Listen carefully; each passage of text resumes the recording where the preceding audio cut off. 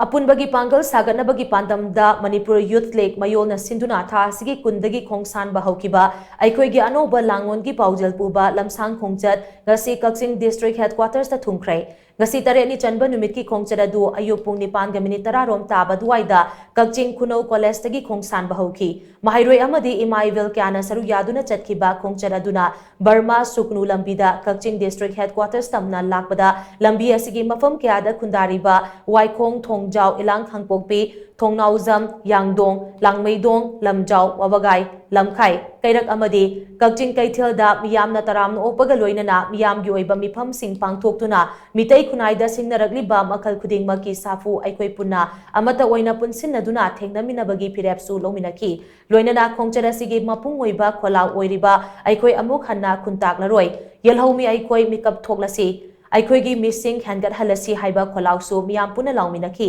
khongchat loisingna Kakching District Headquarters yaurakpada Kakching Kaithel Imalup Kakching Apunba Nupi Lup Kakching Bazaar Business Welfare Association All Kakching Clubs Welfare Association amadi Kakching gi tongan ba civil organization singna Kakching gi miyam ga loinana Kakching Kaithel da taramna oki tungda miyam gi oiba mifam ama Kakching Khulen Ibudau Khamlang ba laikonda pangthoki Wabagai Lamkhai da pangthokpa miyam gi mifam amada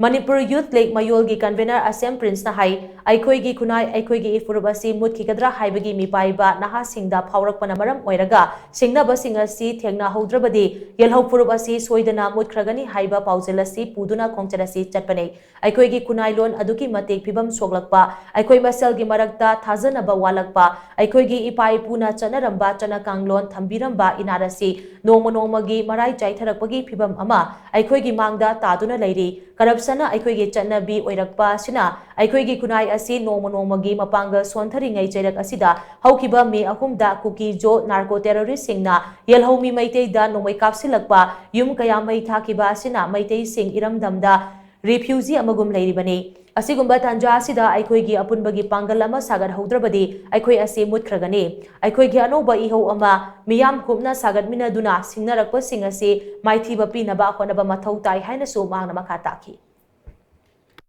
Lairiba problem sing challenges sing asigi akhumama biba ngamba akhumama thibinaba ngamba aduma khunai ma ominar kaga Eikhoigi lairiba challenges sing ase mapung fana thenglaminaba loinana Eikhoigi Anouba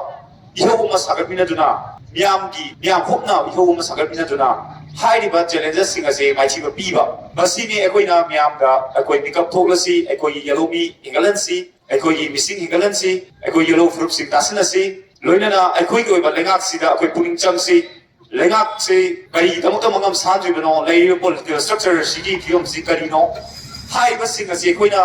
amukta amamta oina kopna nainaba Adui tanja adu jing lahaudraba Eikhoigi megi tang ahumdagi ahumgi mamanga leramba Eikhoigi puchirol yani araba pungeng lelga pungeng hinggi momdo adumak sathadun leiba targadi Eikhoisi mikap thokdaba targadi Eikhoigi phibam dik jahi tara mapun matungdadi Eikhoigi mitei haiba furpase leiroi haibagi jingnazaba aduni miyam ka kwen thamjaribasi